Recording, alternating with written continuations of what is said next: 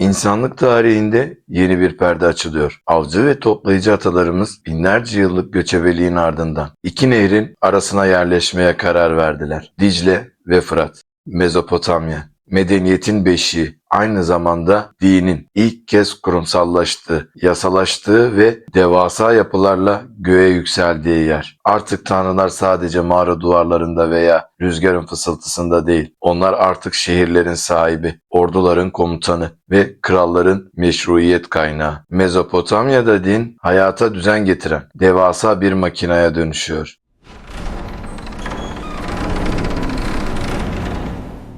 Her şey Sümer ile başlar. İnsanoğlunun toprağa ilk kez burası benim dediği ve gökyüzüne ilk kez orada birileri var diye seslendiği o kadim coğrafyada. Sümerli için dünya tanrılara hizmet etmek için yaratılmış devasa, uçsuz bucaksız bir bahçeydi. Onların zihninde insan sadece tanrıların ağır işlerini hafifletmek, onların sofralarını kurmak ve tapınaklarını temiz tutmak için balçıktan yoğrulmuş bir hizmetkardı. Şehirlerin tam kalbinde, düzlüklerin ortasında birer yapay dağ gibi yükselen o devasa basamaklı kuleler, ziguratlar sadece tuğladan yapılma binalar değildi. Onlar yer ile göğün, insan ile kutsalın, fani ile ebedinin birleştiği kozmik noktalardı. Sümerli mimar bu yapıları inşa ederken bir merdiven hayal etmişti. Tanrıların yeryüzüne inebileceği, insanın ise dualarıyla yukarı tırmanabileceği bir merdiven. Ziguratın en tepesindeki o küçük, loş ve gizemli oda,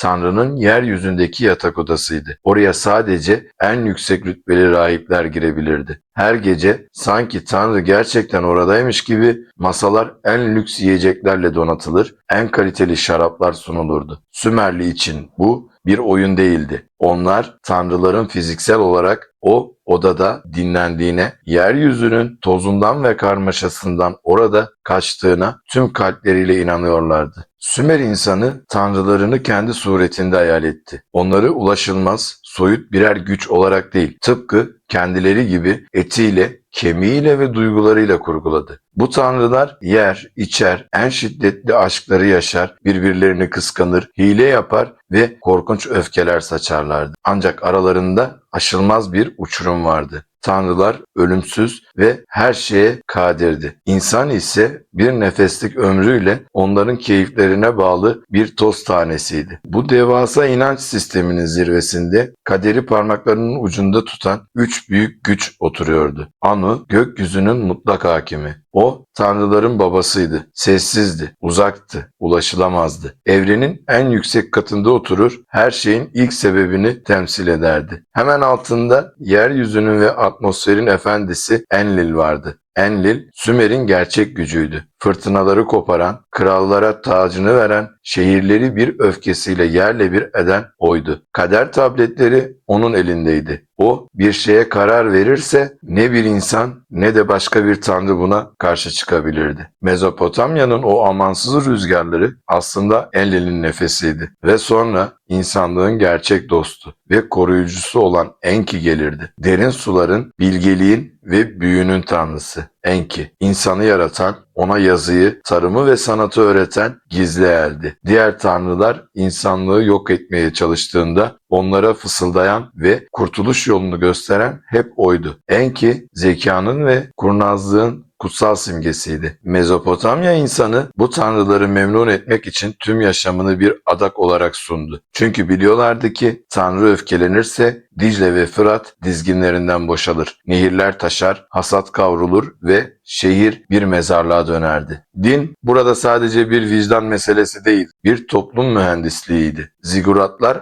aynı zamanda şehrin ambarı, bankası ve kütüphanesiydi. Hasadın en büyük kısmı Tanrı'nın malı sayılır ve buraya getirilirdi. Rahipler bu ürünleri kaydederken dünyayı değiştirecek olan o şeyi keşfettiler. Yazı, din sadece ruh değil, aklı da şekillendirdi. İlk bürokrasi, İlk matematik ve ilk astronomi. Tanrıların ihtiyaçlarını karşılamak için bu tapınakların gölgesinde doğdu. Rahipler Her gece ziguratların en üst basamağına çıkarak yıldızları izlerdi. Onlar için yıldızlar, tanrıların gece karanlığına yazdığı birer gizli şifreydi. Bir yıldızın kayması, bir gezegenin parlaması, bir savaşın habercisi ya da bir bereketin müjdesi olabilirdi. Mezopotamya insanı başını yukarı kaldırdığında sadece ışıklar görmüyordu. O, kendisini yöneten devasa bir mekanizmanın çarklarını izliyordu. Sümerli bir köylü için hayat, ziguratın gölgesinde sabahın ilk ışıklarından gece karanlığına kadar süren bir ibadetti. Tarlayı sürmek,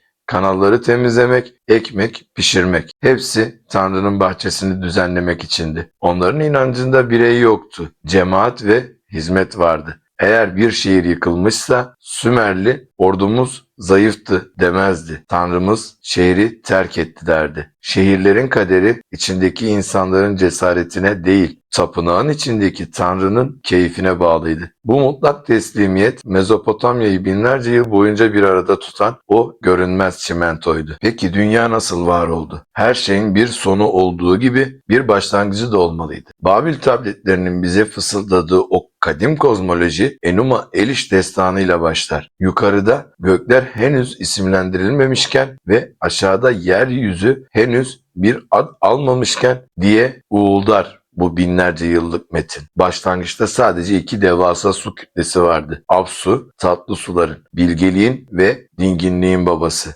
ve Tayyimat, tuzlu suların, canavarların ve vahşi kaosun uçsuz bucaksız anası. Bu iki su birbirine karıştı ve ilk tanrılar bu birleşmeden doğdu. Ancak genç tanrılar çok gürültülüydü. Onların neşesi, onların hareketi yaşlı ve dingin Apsu'nun uykusunu kaçırdı. Apsu kendi çocuklarını yok etmeye karar verdiğinde evrenin ilk büyük savaşı başladı. Bilge tanrı Enki Apsu'yu derin bir uykuya daldırıp onu yok etti. Ama asıl tehlike daha büyüktü. Tayyimat kocasının intikamını almak için devasa canavarlar ordusu kurdu. Gökyüzü karardı, kaos geri döndü. Diğer tüm tanrılar korkuyla sindiğinde sahneye Babil'in koruyucusu, kudretli Marduk çıktı. Marduk tanrılardan mutlak yetki istedi. Eğer Tayyimat'ı yenersem evrenin tek hakimi ben olacağım dedi. Ve büyük savaş başladı. Marduk 4 rüzgarı yanına aldı. Tayyimat o devasa ağzını açtığında rüzgarı onun içine doldurdu ve tanrıçayı şişirdi. Ardından kutsal okuyla onu ikiye böldü. İşte dinler tarihinin en çarpıcı alegorilerinden biri burada yatar. Marduk Tayyimat'ın devasa bedeninden evreni inşa etti. Onun bir parçasından gökyüzünü, diğer parçasından yeryüzünü yarattı. Onun gözyaşlarından Dicle ve Fırat nehirleri akmaya başladı. Kuyruğunu samanyolu yaptı. Dağları, denizleri ve ovaları kaosun o vahşi bedeninden şekillendirdi. Bu Mezopotamya insanı için çok önemli bir mesajdı. Düzen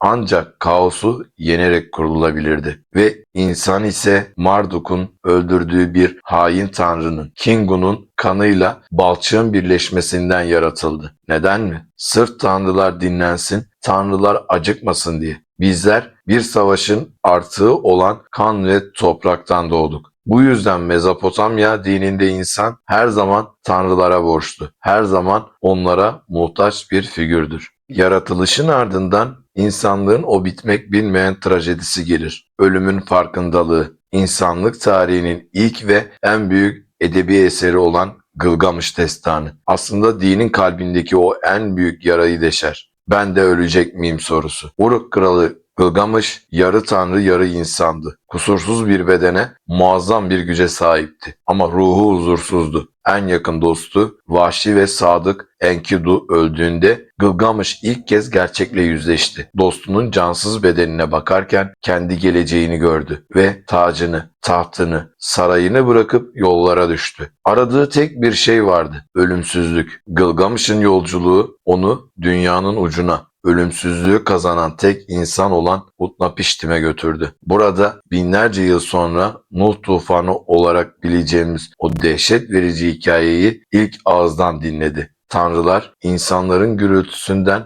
bitmek bilmeyen dualarından ve isteklerinden yorulmuştu. İnsanlığı silelim dediler. Fakat Enki bir duvarın arkasından fısıldayarak Utnapiştim'i uyardı. Bir gemi yap, içine her canlının tohumunu al dedi. Günlerce süren yağmur, her şeyi yutan o devasa sular ve sonunda dinen fırtına. Utnapiştim bu sadakati sayesinde ölümsüzlükle ödüllendirildi. Ama Gılgamış'a verdiği ders acıydı. Ölümsüzlük sadece tanrıların bir lütfudur. İnsan için ise tek bir ölümsüzlük vardır. Arkasında bıraktığı isim. Gılgamış eline geçirdiği gençlik otunu bir yılana kaptırdığında aslında insanlığın kaderini mühürledi. Yılan derisini değiştirdi ve gençleşti. İnsan ise yaşlanmaya ve ölmeye mahkum kaldı. Bu hikaye Mezopotamya dinindeki derin hüzündür. Bizler tanrılar için yaşamaya çalışan ama toprak gibi çürümeye mecbur olan varlıklarız. Mezopotamya panteonunun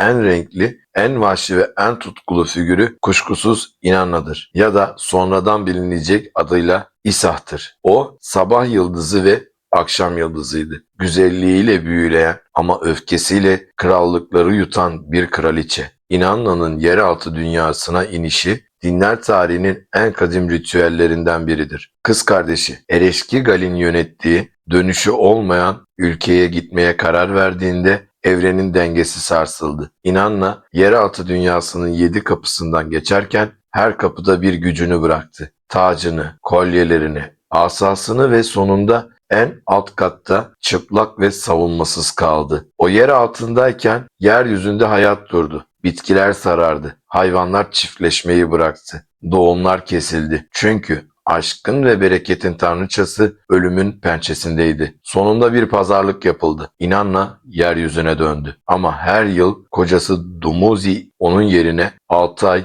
yer altına girmek zorundaydı. Bu sadece bir efsane değildi. Sümerli çiftçi için bu mevsimlerin ta kendisiydi. Dumuzi yer altına girdiğinde kış gelir, toprak küserdi. İnanna onu kurtardığında ise bahar gelir. Mezopotamya ovaları yeniden yeşerirdi. Din, doğanın bu devasa ritmini anlamlandırmanın tek yoluydu. Aşk ve savaş, yaşam ve ölüm, İnanna'nın o devingen ruhunda birleşiyordu. Babil dönemine geldiğimizde dinin sadece tapınak duvarları arasında kalmadığını, şehrin sokaklarına, pazar yerlerine ve ailelerin içine kadar sızdığını görüyoruz. Bu dönemin en büyük simgesi 2 metrelik devasa bir siyah taş sütundur. Hammurabi kanunları. Ancak bu sütun sadece bir hukuk metni değildir. O, tanrısal iradenin taş üzerine kazınmış bir temsilcisidir. Sütunun en üst kısmına bakın. Orada Kral Hammurabi, adalet ve güneş tanrısı Şamaş'ın önünde saygıyla durmaktadır. Şamaş, her şeyi gören, karanlıkları aydınlatan ve hiçbir haksızlığın gözünden kaçmadığı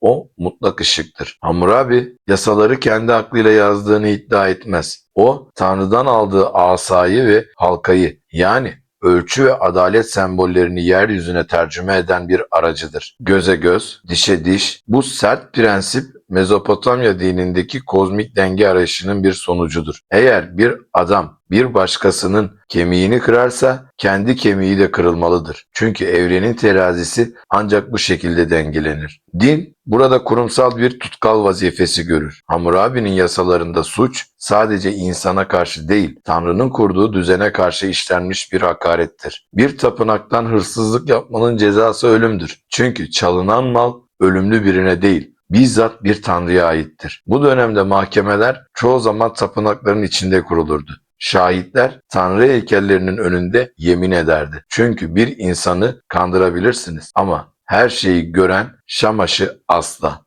Adalet, Mezopotamya'da gökyüzünden yeryüzüne inen soğuk ama sarsılmaz bir hükümdür. Mezopotamya insanı için başını yukarı kaldırmak sadece boşluğa bakmak değildi. Onlar için gökyüzü, tanrıların devasa bir mürekkeple yazdığı, her an değişen, her an yeni bir mesaj veren kutsal bir kitaptı. Bugün modern dünyanın eğlence olarak gördüğü astroloji, Babil tapınaklarında dünyanın en ciddi bilimi ve en derin ibadetiydi. Ziguratların en üst katında gece boyunca gözünü kırpmadan göğü izleyen Baru rahipleri vardı. Onlar gezegenlerin hareketlerini, kuyruklu yıldızların geçişini ve ayın evrelerini titizlikle kil tabletlere kaydederlerdi. Neden mi? Çünkü onlar için Jüpiter bizzat Marduk'tu. Venüs tutkulu tanrıça İştar'dı. Mars ise savaşın ve yıkımın tanrısı Nergal'di. Bu gezegenlerin birbirine yaklaşması gökyüzünde bir buluşma değil, tanrıların yeryüzü için aldıkları yeni bir kararın ilanıydı. Bir kral savaşa mı girecek? Önce yıldızlara bakılırdı. Bir güneş tutulması mı yaşandı? Bu tanrıların krallıktan memnun olmadığının, bir felaketin kapıda olduğunun en büyük kanıtıydı. Babil rahipleri gökyüzündeki matematiği keşfettikçe tanrıların dilini de çözdüklerine inandılar. Zodyak kuşağını yani burçları ilk kez onlar hayal ettiler. Gökyüzünü 12 bölgeye ayırıp her birine bir tanrısal güç atadılar. Yukarıda ne varsa aşağıda o olur prensibi Mezopotamya dininin en gizemli mirasıdır. İnsanın kaderi doğduğu andaki yıldızların konumuna mühürlenmişti. Bu inanç insanı evrenle kopmaz bir bağla bağladı. Bizler rastgele savrulan toz taneleri değildik. Bizler gökteki devasa çarkların yeryüzünde yansımalarıydık. Din, yıldızların dilini öğrenerek belirsiz olan geleceği bir nebze de olsa ehlileştirme çabasıydı.